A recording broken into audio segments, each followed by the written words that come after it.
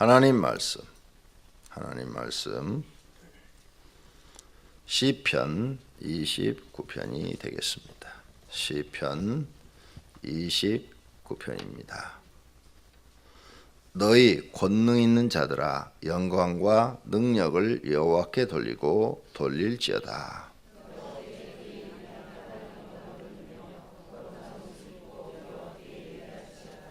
여호와의 소리가 물 위에 있도다. 영광의 하나님이 우레의 소리를 내시니 여호와는 맑은 물 위에 계시도다. 여호와의 소리가 백항목을 꺾으시며 여호와께서 네바론 백항목을 꺾어 부수시도다.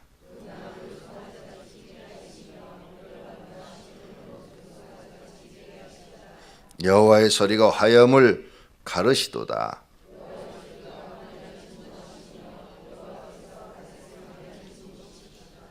여호와의 소리가 암사슴을 낙태하게 하시고 살림을 빨갛게 벗기시니 그의 성전에서 그의 모든 것들이 만하기를 영광이라 하도다.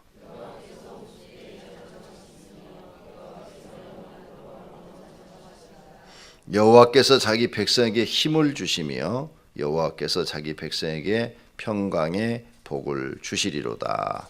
아멘.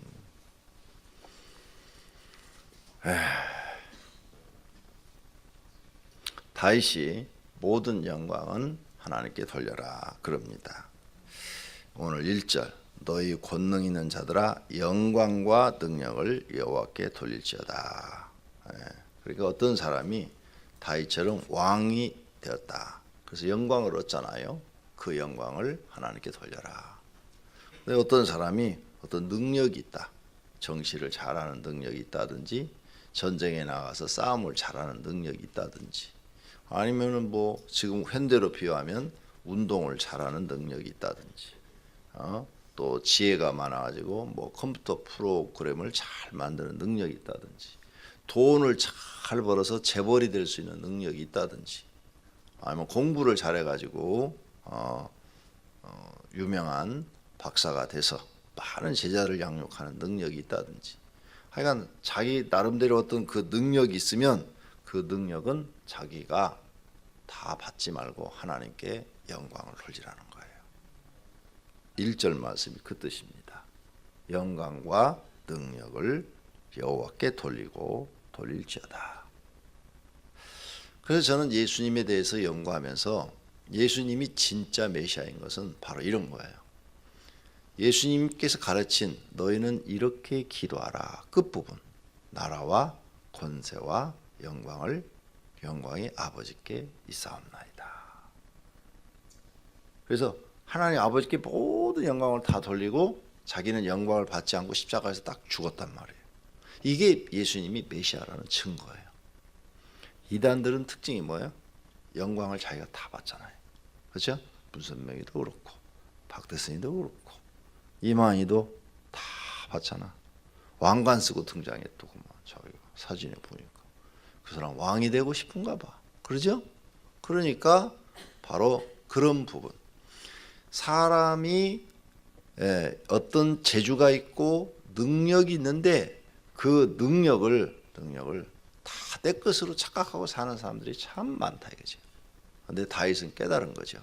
이 모든 것이 하나님께로부터 왔다는 것을. 그래서 하나님께 영광을 돌려라.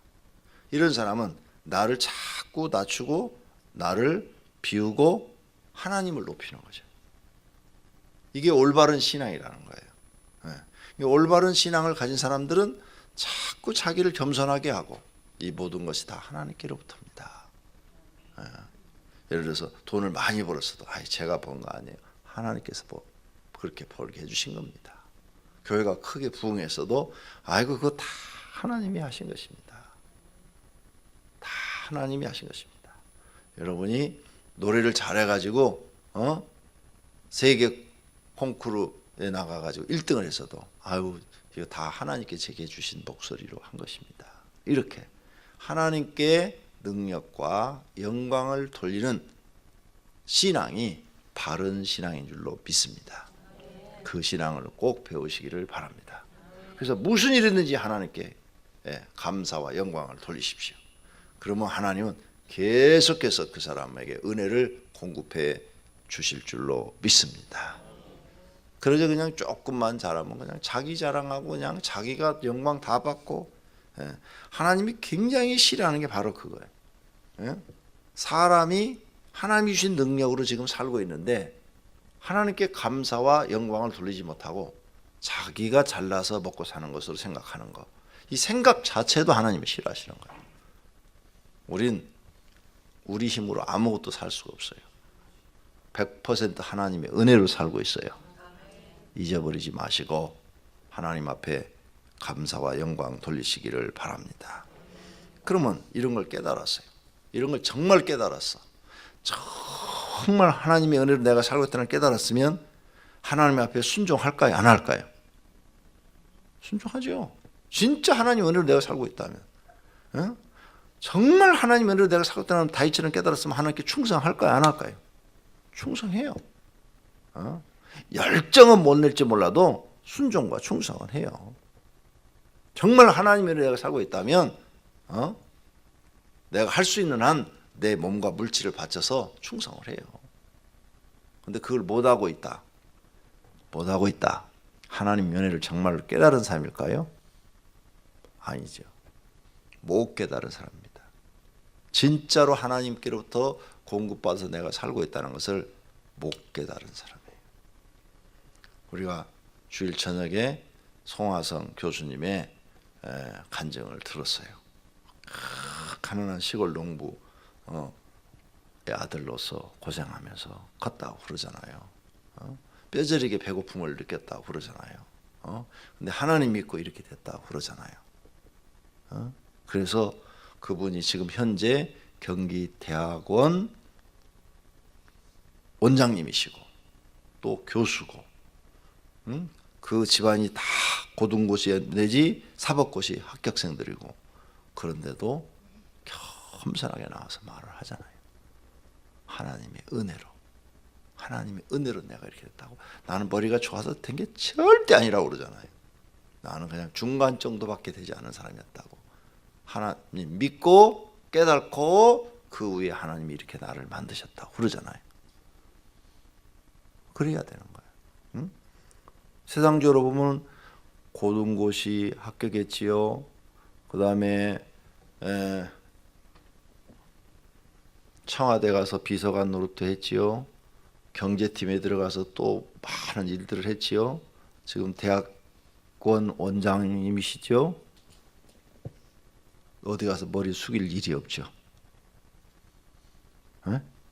그 다음에 지금 자기 형제들이 지금 인천시장이지요. 또 무슨 판사지요. 다 이렇게 돼 있으니까 어디가 머리 숙일 일이 없잖아요. 그런데 하나님을 알고 나니까 겸손해지잖아요. 얼마나 겸손한지 모르요. 강사실에서 저하고 같이 대화 나누는데 정말 겸손해요.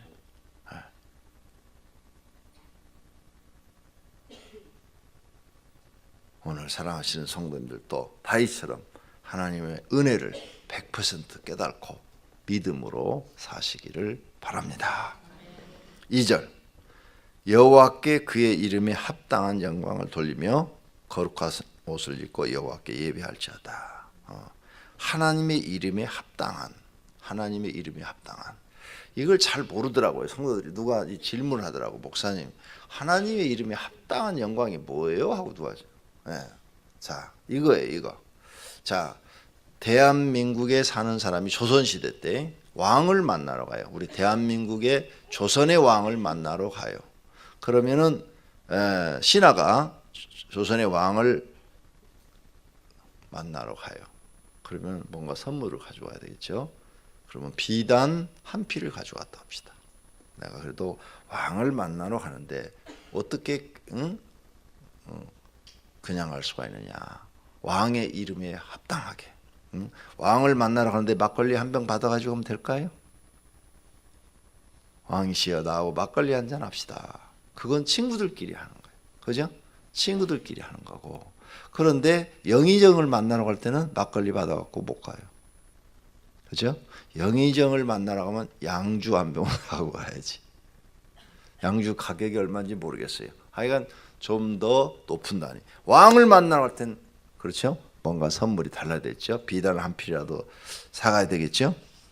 근데 중국 황제를 만나러 갈 때는 비단 한 필 가지고 가면 될까요? 안 되는 거예요. 조선의 왕도 중국 황제를 만나러 갈 때는 선물을 막 몇 짐꾼들을 세가지고 수십 명한테 선물을 가지고 그러고 가서 폐하를 해야 만나줘요. 만약 비단 한 필 가지고 중국 황제를 만나러 갔다가는 조선의 왕의 목숨이 들어 다른 거예요. 그 이름에 합당한 영광을 돌리라는 말이 바로 그 뜻이에요. 하나님의 이름에 합당한 영광을 돌릴 줄 아는 그런 깨달음이 있는 성도들이 되시기를 바랍니다. 그 다음 거룩한 옷을 입고 여호와께 예배할지니라. 예. 하나님께 우리는 예배를 드려야 돼요. 예배는 곧 뭐냐면 경배예요. 경배. 예배는 하나님이 온 우주의 신이십니다. 온 우주의 주인이십니다. 온 우주의 왕이십니다. 온 우주의 창조주이십니다. 그러므로 피조물로부터 찬양과 경배를 받으시기에 합당하십니다. 한 게 예배예요. 그러죠? 이게 예배예요. 그런데 그러면 그 예배를 드리려면 너희는 뭘 입고 나가야 되느냐? 거룩한 옷을 입고 나가라. 거룩한 옷이 없는데 거룩한 옷이. 네. 마음으로 거룩한 옷을 입고 나가라. 그래서 제사장들한테 구약시대 때부터 이미 예복을 주님이 만들었어요. 그게 거룩한 옷이에요. 너희의 죄를 다 가려라. 이게 다 가려. 죄를 다 가려라. 사람들이 왜 옷 입는 줄 아세요? 남에게 이쁘게 보이려고? 아담과 하와를 생각하시면 돼. 아담과 하와가 왜 옷을 입었죠? 가죽은 입었어요. 비싼 양가죽 옷. 왜 옷을 입었죠? 죄를 가리기 위해서. 여러분 지금 옷 왜 입고 계시는 줄 아세요? 여러분 죄를 가리기 위해서. 제사장한테 옷 왜 입혀주느냐? 사람의 죄를 가리고 하나님이 입혀준 거룩한 옷을 입으라 이거죠. 천사들 천국에 가신 분들이 또 하는 얘기가 세마포 옷을 입는다고 성경에 써놨죠. 세마포 옷을 보니까 빛나는 하얀 드레스예요. 빛나는 아주 휘황찬란하게 빛나는 흰 옷인데 그 옷을 우리에게 입혀줘요. 왜? 우리의 모든 죄를 하나님이 사하시고 이제 다 용서하시고 없애버리시고 새 옷을 입혀주는 거죠. 그게 거룩한 옷이에요. 거룩한 옷.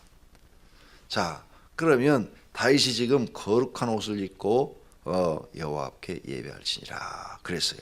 거룩한 옷. 그냥 아름다운 옷, 뭐 깨끗한 옷 그런 뜻이 아니에요. 너희는 하나님 앞에 갈 때마다 우리가 거룩해지려면 뭐밖에 없어요?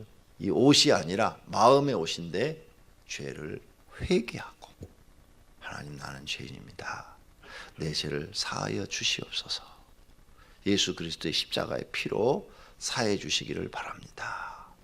여기 죄인이 예수님의 피로 죄 사함 받는 것을 믿고 내 죄를 회개하고 하나님께 예배합니다. 하나님 예배를 받아 주시옵소서. 이 심정으로 드리는 것이 바로 거룩한 옷이에요.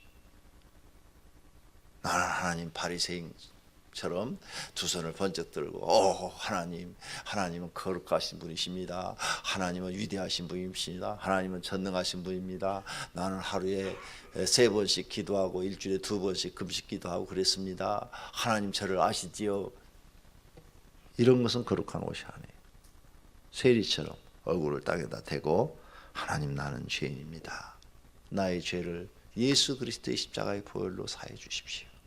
나는 죄인인 하나님 용서해 준 것만도 감사하고 나는 그 은혜 감사해서 목숨 바쳐서 순종하고 충성하겠습니다. 하나님 감사합니다. 나를 구원해 주신 것 감사합니다.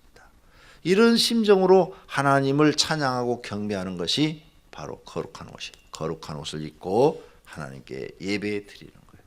우리가 거룩해질 수 있는 것은 제사함 받는 것밖에 없어요. 그러죠?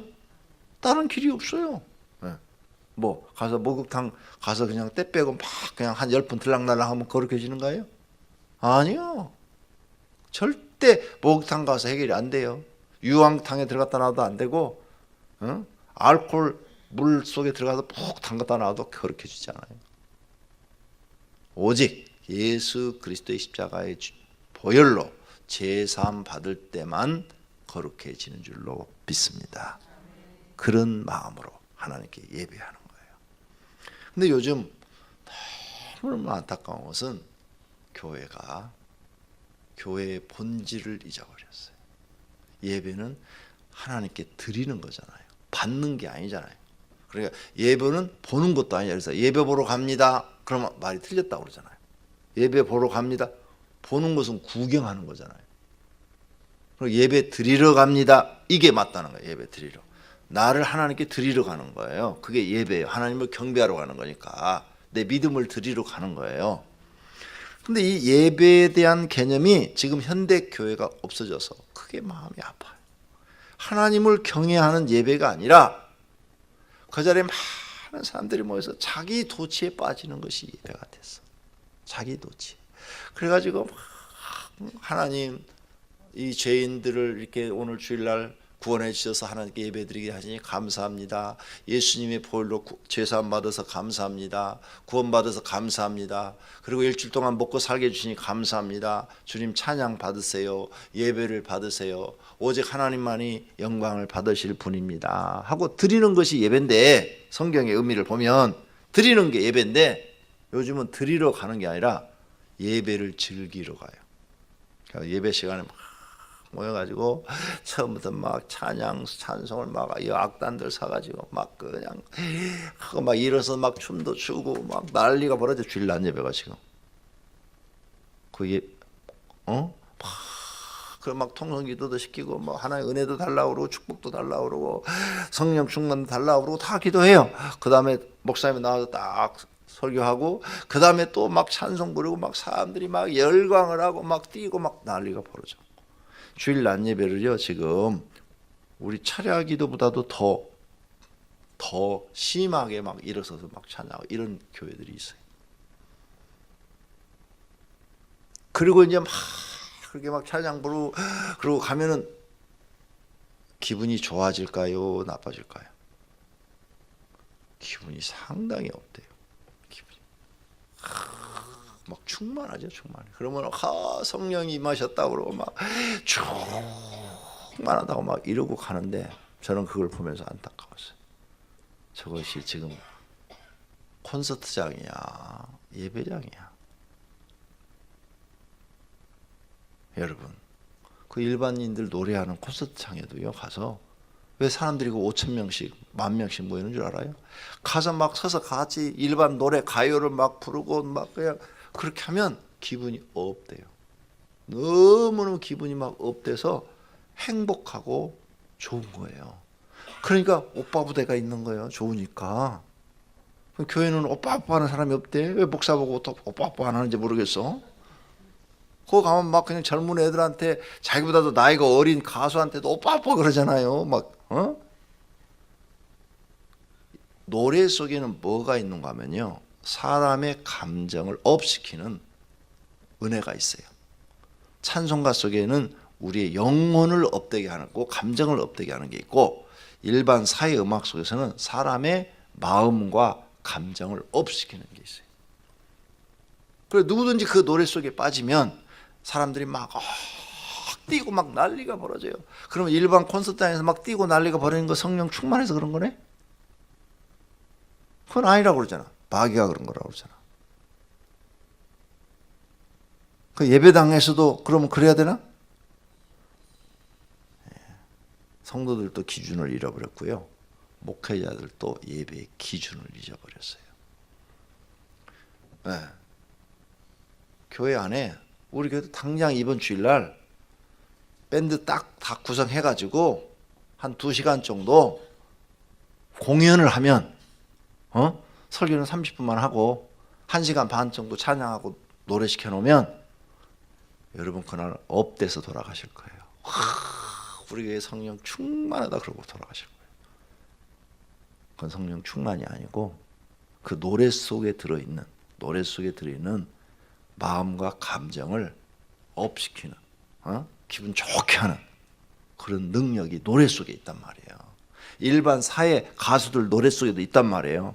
그러니까 10만 명이 모여가지고 잠실구장 빌려가지고 막 뛰고 난리가 벌어지는 거예요.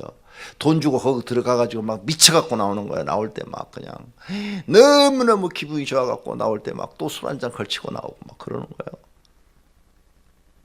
이 노래 속에는 그런 게 있는 거예요. 일반 사회 노래도 유행가도 사람을 그렇게 만들어 놔요. 예배가 뭔지를 모르는 거예요. 예배는 내 기분 좋으라고 한 게 아니에요. 누구 기분 좋으라고 하는 거예요? 하나님 기분 좋으시라고 하는 거예요. 이 기준을 잊어버린 거예요. 나한테 일주일 동안 먹여주시고 입혀주시고 재워주시고 나를 지켜주시고 보호하고 마귀한테 나를 욥처럼 시험하라고 안 주시고 하나님의 은혜로 내가 사는 그 은혜 감사합니다. 하나님 찬양 받으소서, 경배 받으소서. 하나님 기분 좋으시라고 하는 게 예배예요. 근데 지금 모여서 누구 기분 좋게 하고 있어요? 자기 기분 좋게 하고 있어. 자기. 이름은 하나님의 이름으로 모이고 하는 짓들은 자기들 기분 좋으라고 하고 있는 거야. 이 구분을 못 해내고 있어요. 거기 가면 기분 좋아요. 여러분도 가세요. 네. 거기 가면 기분 좋아. 2시간 동안 찬송하고 막 노래 부르는데 찬송하고 막 그냥 기도시키고 그러는데 기분 안 좋아? 확 올라가지. 막 그냥 막 뛰고 난리가 벌어지지.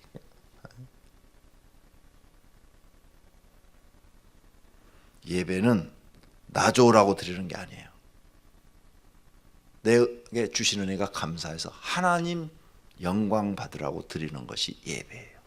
앞으로 그 기준을 잊어버리지 마세요. 예배는 내 기분 좋으려고 드리는 기도가 아니다. 그래서 여러분이 대표 기도도 조심해야 돼요.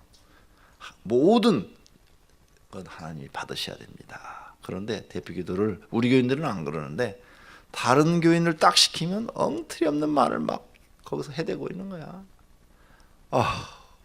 가슴이 아픈 거야. 가슴이 아파.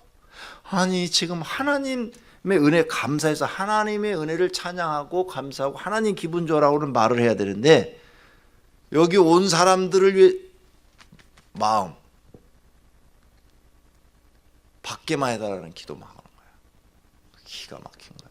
기가 막힌. 그래서 예수님이 가르쳐준 기도문이 중요한 거예요. 그걸 깨달아야 돼요. 너희는 이렇게 기도하라. 거기는 사람이 받는 게 별로 없어. 다 하나님께 드리는 거예요. 하나님 뜻을 이루어드리는 내용이에요. 그 예수님 기도가 위대한 거예요. 그래서 예수님 기도만 딱 봐도 예수님은 참된 메시아다. 우리에게 참된 것을 가르쳐줬다. 구약에 있는 모든 것을 딱 요약을 해가지고 우리에게 가르쳐주셨다. 이렇게 볼 수 있는 거예요. 마지막으로 3절 여호와의 소리가 물 위에 있도다. 영광의 하나님이 우리의 소리를 내시니 여호와는 맑은 물 위에 계시도다. 아니 하나님이 물 위에 있지 않죠. 근데 다윗은 왜 이렇게 표현했을까? 우레 소리, 천둥 소리예요. 천둥 소리. 그러니까 천둥 소리가 꽝 칠 때 소리가 맑아요? 아니면 막 둔탁해요? 맑죠. 소리가 맑잖아요. 천둥 소리 안 들어봤어요?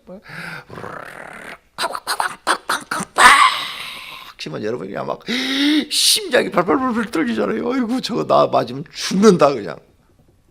우산 들고 가다가 얼른 피하잖아요. 막 맑잖아요 소리가. 그리고 비 올 때 있잖아요. 그래서 다윗이 지금 하나님의 음성, 하나님의 권위를 천둥에다가 비교한 거예요. 우리가 씻을 때 그러잖아요. 뭐 아름다운 곳에다 비교를 하잖아요. 예를 들어서